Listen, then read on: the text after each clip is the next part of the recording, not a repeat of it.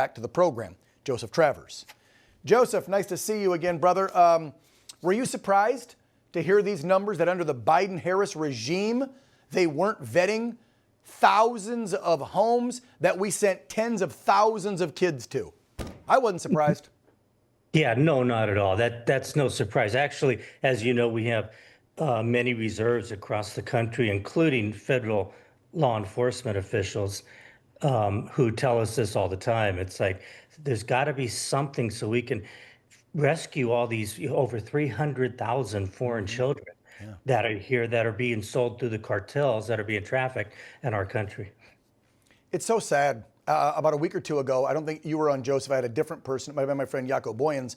But we were talking about another report that the Senate released with DHS and Homeland Security about 2 weeks ago, I believe, where they said that some of these kids, Joseph, were calling in to a hotline that the federal government was supposed to have set up, where if they were having a problem, like, hey, you know, you sent me here, this isn't my aunt, or hey, I'm having to work against my will, I'm being sex trafficked.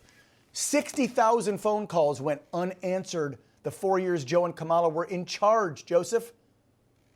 That's just, that's insanity.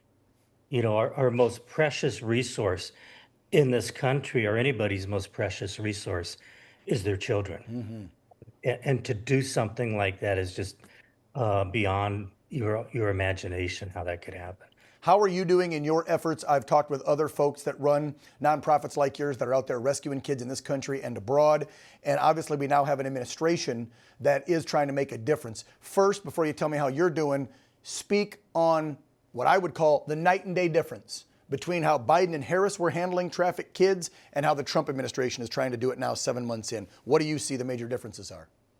Well, the first one is the border's closed. Yeah, amen. Yeah, that makes a total different story. But what's happening now, until we cover these 300,000 foreign children, and the border's closed, so what's going to happen on supply and demand?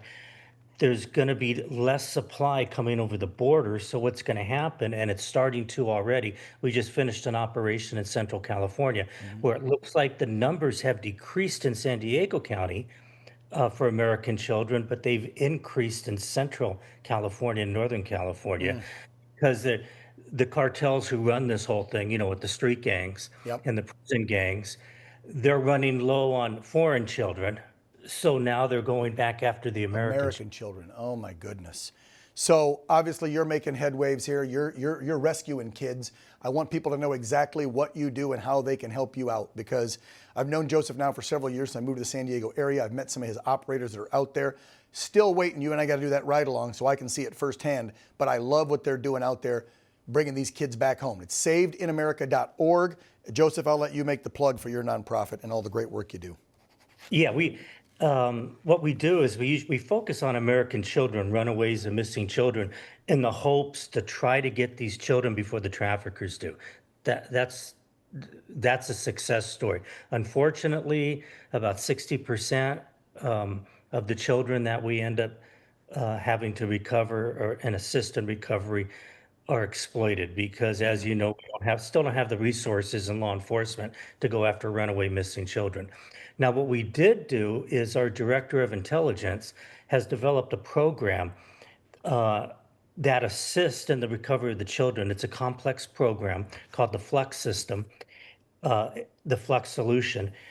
And we're trying right now to get a hold of Tom Homan, the border czar, because the director who made the program, he feels that this could help find the 300,000+ children that are here.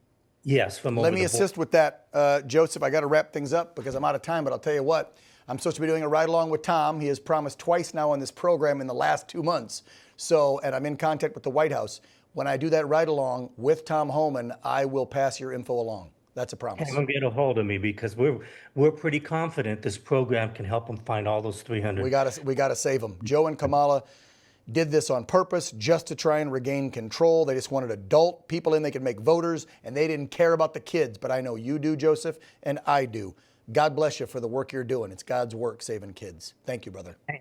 Thank you very much, Dan. And anytime, let me come on the show. God has gifted me with this life to go help these children that nobody else can help. And every child deserves a good childhood. Yes, they do. Yes, they do. Joseph Travers, co-founder, Saved an American.